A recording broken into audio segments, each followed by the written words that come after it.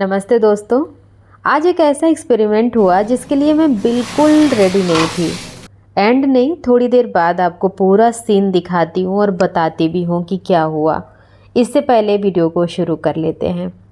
तो यहाँ पे मैं एक बहुत ही पावरफुल पाउडर बनाने वाली हूँ। जैसे कई लोगों की ये शिकायत होती है कि गर्मी हो या फिर बरसात हो, कपड़ों में ना स्मेल की प्रॉब्लम होती है या फिर काफ या कॉलर बहुत ज़्यादा गंदे हो जाते हैं। तो उनको साफ़ कैसे करें? अब देखिए, उनको साफ़ करने में मेहनत बहुत जाती है। तो इसके लिए क्या करना है कि जो भी आप वॉशिंग पाउडर इस्तेमाल करते होंगे, उसमें आपको बेकिंग सोडा 1 चम्मच भर के डालना है और इसको अच्छी तरीके से मिक्स करना है। अब ये जो पाउडर है ना, इसकी मतलब पावर है वो डबल हो जाएगी। आपके जितने भी गंदे मैले कुचैले कपड़े होंगे ना, उनको ये चुटकियों में साफ़ करेगा। चाहे आप इसे हाथ से साफ़ करें या फिर आप मशीन में डाल करके साफ़ करें। रिज़ल्ट बहुत अच्छे हैं और आप एक बार आजमा करके ज़रूर देखिएगा। बढ़ते हैं आगे। ये स्प्राउट्स याद है ना? अभी 2 दिन पहले मैंने इसको जर्मिनेट करने का तरीका बताया था, तो ये वही वाले स्प्राउट्स हैं।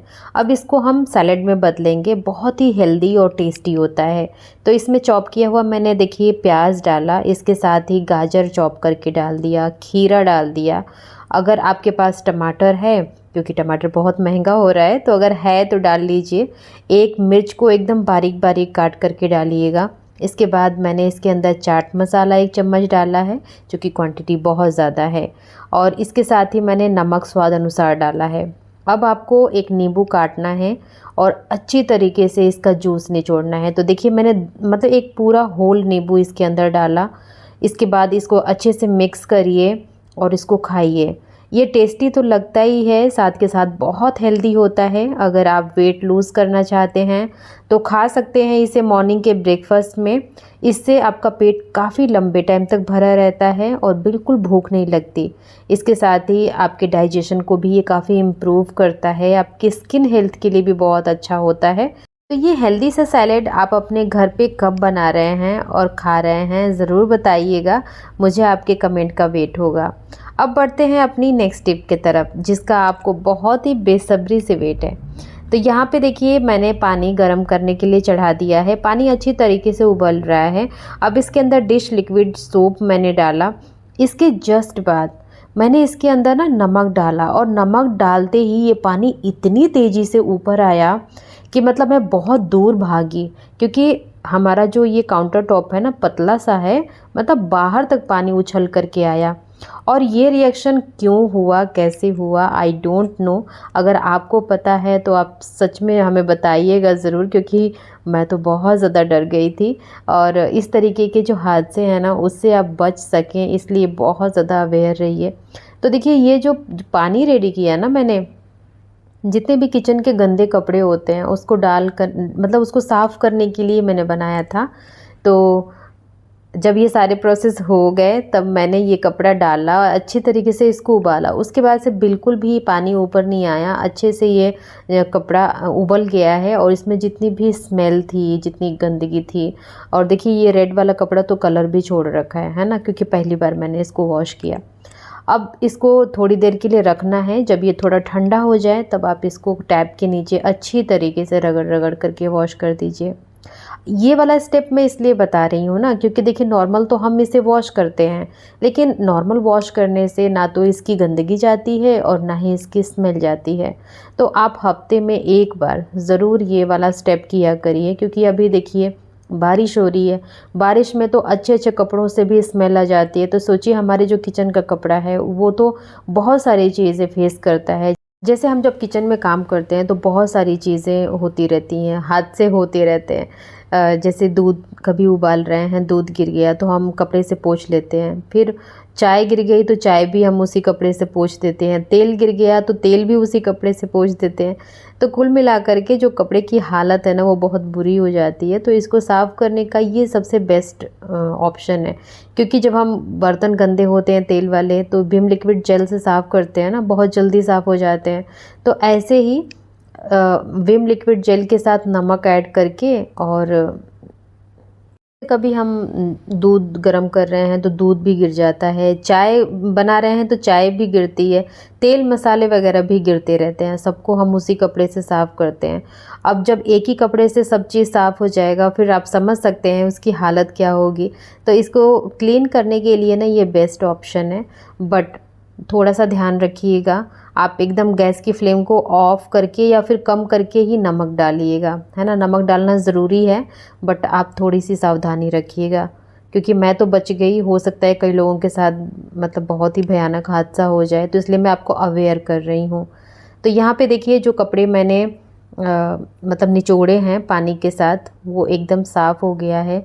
अब आपके यहाँ धूप अगर आ रही है तो आप इसको धूप में ही डालिएगा या फिर खुली जगह में डालिएगा जहाँ पे हवा आती हो। अगर धूप नहीं आ रही है तो भी ये हवा से अच्छे से सूख जाता है और जो भी थोड़ी बहुत स्मेल है वो निकल जाती है। तो ये बहुत ही अच्छा सा एक तरीका है अपने किचन के कपड़े को साफ़ रखने का, क्योंकि कपड़ा साफ़ रहेगा तभी आप हाइजीन मेंटेन कर पाएंगे। बढ़ते हैं अपनी नेक्स्ट टिप की तरफ। देखिए साड़ी पहनना तो हर किसी को बहुत पसंद होता है, लेकिन उसकी जो ड्रेपिंग होती है ना, अक्सर उसमें बहुत ज़्यादा टाइम लग जाता है। अगर आप चाहते हैं कि साड़ी मिनटों में एकदम परफेक्ट लुक दे तो सबसे पहले तो आपको प्लीट्स बनाना होगा, क्योंकि ना जब आप प्लीट्स बना लेंगे तो इसको सेफ्टी पिन से आप सेट कर लेंगे। इससे हर बार ना जल्दी और साफ़ सुथरी बिना किसी झंझट के आप साड़ी को ड्रेप कर पाएंगे। क्योंकि जितनी भी वर्किंग वुमन हैं, जैसे कि टीचर हैं या फिर किसी एमएनसीज़ में वर्क करती हैं, जॉब करती हैं, तो उनके यहाँ भी कुछ न कुछ ऐसे ओकेज़न आते रहते हैं जिसमें एथनिक वेयर पहन के जाना होता है। अब अगर आपको भी साड़ी पहननी है, आपको साड़ी पहननी नहीं आती है, स्पेशली ये जो कॉटन की साड़ियाँ होती हैं ना, इनके पल्लू जल्दी सेट नहीं होते, तो यहाँ पे मैं बता रही हूँ बहुत ही इजी सा तरीका। तो यहाँ पे देखिए सबसे पहले तो आप इसको मतलब बेड पे रख करके और जो पल्लू है उस पे प्लीट्स लगा लीजिएगा कुछ इस तरीके से। ऐसा करने से ना आपका काम बहुत आसान हो जाएगा। तो देखिए यहाँ पे हमने बातों ही बातों में प्लीट्स रेडी कर लिया है। अब चलिए आपको मैं बांध के भी दिखा देती हूँ, but if you don't mind, जो मैंने पहना है ना मैं उसी के ऊपर बांधूँगी। बस आपको एक मतलब आइडिया शेयर कर रही हूँ। तो देखिए यहाँ पे मैंने पहले राउंड को मतलब पहला राउंड लगा लिया है वेस्ट में। अब इसका जो फ्रंट वाला प्लीट होता है ना वो मैं बना रही हूँ। तो अगर आपको टेक्निक पता है ना तो आप कोई सा भी फैब्रिक की साड़ी हो आप पहन सकते हैं। यहाँ पे देखिए मैंने कितना फटाफट पहन लिया। देखा आपने, है ना ये ट्रिक बहुत ही कमाल की। आप भी इसे ज़रूर आजमा करके देखिएगा। आते हैं अपनी नेक्स्ट टिप की तरफ। देखिए बैंगल्स तो आ गए, लेकिन साइज़ सही या नहीं ये सवाल हर किसी को परेशान करता है, खास करके जब कोई और ख़रीद करके लाए। अब ना अंदाज़ा लगाने की ज़रूरत है और ना बार बार इसे बदलने की ज़रूरत है। बस एक छोटे से ट्रिक से कुछ ही सेकंड में बैंगल की बिल्कुल सही साइज़ का पता चल जाएगा। तो इसके लिए क्या करना है कि आपको अपनी एक बैंगल लेनी है और एक सिक्का चाहिए, ठीक है।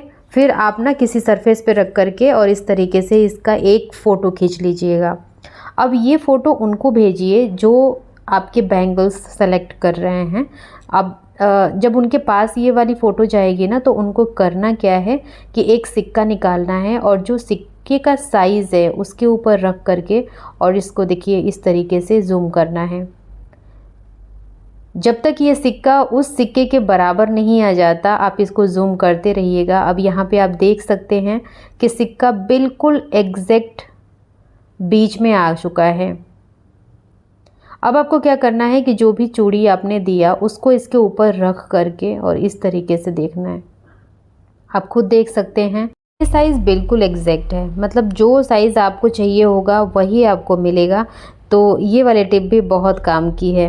अब बढ़ते हैं अपनी नेक्स्ट टिप की तरफ। देखिए मौसम चाहे बारिश का हो या फिर शाम की भूख हो, अगर आपको छोटी मोटी भूख लग जाती है तो ये बहुत ही अच्छा सा एक मंचिंग का आइडिया मैं आपके साथ शेयर कर रही हूँ, जो कि टेस्टी तो होता ही है, बहुत ही ज़्यादा हेल्दी होता है। आप खुद भी खा सकते हैं, बच्चों को भी खिला सकते हैं।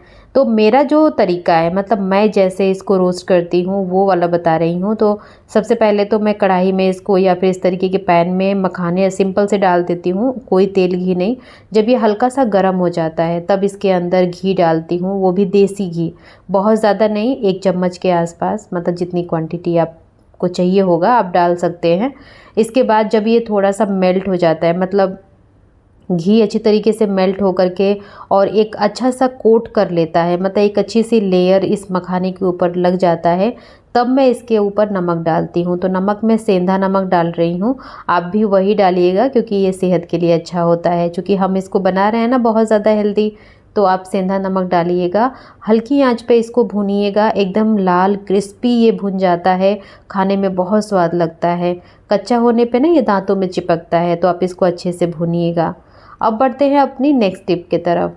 तो यहाँ पे देखिए, आपको एक, हर बार आप पराठे बनाते होंगे, चाहे सुबह के ब्रेकफास्ट में या फिर बारिश होती है या फिर सर्दी के टाइम में, तो आप ये मतलब नॉर्मल पराठे तो बनाते ही बनाते हैं। ये वाला पराठा सच में आपके लिए बहुत ही नया होगा। तो यहाँ पे मैंने तेल गरम कर लिया है, सरसों का तेल मैंने डाला है। जब ये हल्का सा गरम हो गया तब इसमें मैंने जीरा डाल दिया। जीरा भी हल्का हल्का चटकने लगा तो इसमें 5 से 10 कली लहसुन की डाल दी है। अच्छी तरीके से लहसुन को पका लीजिएगा स्लो फ्लेम पे। इसके बाद आप इसमें मिर्ची डालिएगा, तो मिर्ची स्वाद अनुसार डालिएगा। अगर आप बहुत ज़्यादा चटपटा खाते हैं तो अच्छी वाली, मतलब ढेर सारी मिर्ची इसमें डालिएगा जो तीखी हो। अब ये थोड़ा थोड़ा देखिए यहाँ पे भून रहा है। अब इसके बाद मैं यहाँ पे मूंगफली डाल दूँगी। तो ये मूंगफली ना पहले से रोस्ट है, क्योंकि मैं रोस्ट करके रखती हूँ। हम लोग मतलब खाते रहते हैं शाम के टाइम पे, कभी चाय वाय के साथ खाना हो कुछ तो हम मूंगफली ही खा लेते हैं। अब ये सारी चीज़ें बढ़िया से सीख गया है। अब इसको मैं प्लेट में निकाल दूँगी। जब ये पूरी तरीके से ठंडा हो जाएगा तब हम इसको पीसेंगे। देखिए, अगर आपके पास बड़ी वाली खरल है या फिर कुटनी है ना, तो उसके अंदर डाल के भी कूट सकते हैं। बेसिकली हम इसको पीसेंगे नहीं, हम इसको कूटेंगे ही। तो आप ना, आप मतलब आप जैसा भी कन्वीनियंट फील कर रहे होंगे उस तरीके से आप कर लीजिएगा। तो मैंने तो इसको कूटा नहीं, बट हाँ इसको कोर्सली ही मैं पीसूँगी। मिक्सी के जार में मैंने डाल दिया, थोड़ा सा नमक इसमें ऐड किया है और अब मैं इसका ढक्कन लगाऊंगी और इसको मतलब पल्स मोड पे पीसूंगी। तो देखिए, पीस करके कुछ इस तरीके का ये दिखेगा, आप खुद देख सकते हैं। ये बहुत बारीक नहीं पीसा है। वैसे भी ये मूंगफली है, अगर आप इसको लगातार पीसेंगे तो इसमें से ऑयल सेपरेट हो जाता है, तो हमें वैसा बिल्कुल नहीं करना, इस तरीके का होना चाहिए। अब हमारा जो ये मसाला है ना, ये तैयार है। अब इसके ऊपर हम डाल देंगे क्रश किया हुआ पनीर। अगर आपके पास पनीर नहीं है तो यहाँ पे आलू भी आप इस तरीके से कद्दूकस करके डाल सकते हैं। तो मैं तो इसको प्रोटीन रिच बना रही हूँ, तो इसमें पनीर डाल दिया है। आपके बच्चे जो भी स्वाद पसंद करते होंगे, अगर आलू उनको अच्छा लगता है तो आलू भी डाल सकते हैं। तो इस तरीके से मैंने इसमें पनीर भी ऐड कर दिया। अब इन दोनों चीज़ों को बढ़िया तरीके से मिक्स करना है। मिक्स करने के बाद हम बनाएंगे इसका पराठा। तो देखिए, पराठे में भी एक ट्विस्ट है, हम सिंपल पराठा बिल्कुल नहीं बनाएंगे। इसके लिए मैंने एक रोटी बेल ली और एक पहले से बेल करके रखी हुई है। अब ये जो स्टफिंग है ना, इसके ऊपर अच्छी तरीके से फैला करके दूसरी रोटी से कवर करना है। हल्का हल्का इसको बेल लीजिएगा ताकि ये चिपक जाए। अब इसको चाकू से इस तरीके से कट करना है। कट करने के बाद आपको एक एक लेयर उठानी है और इसके ऊपर रखते जाना है, रोल करते जाना है। क्योंकि ये जो हमारी स्टफिंग है ये बहुत ही अच्छी है, मतलब इतनी ज़्यादा भुरभुरी सी नहीं है कि गिर रही है। अब देखिए, थोड़ा थोड़ा आटा इस पर स्प्रेड करिए, अच्छी तरीके से बेलिए। आप कितना भी पतला बेलेंगे ना, बिल जाएगा ये, बिल्कुल इसमें से स्टफिंग निकलती नहीं है। अब इसको सेकिए, चाहे आप घी में सेकिए या फिर तेल में सेकिए।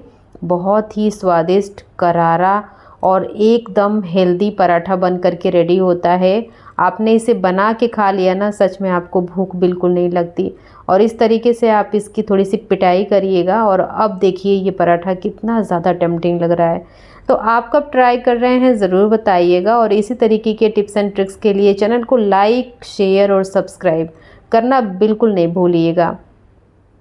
मैं आपके कमेंट का वेट करूँगी कि आप कब बना रहे हैं और अपना फीडबैक कब दे रहे हैं।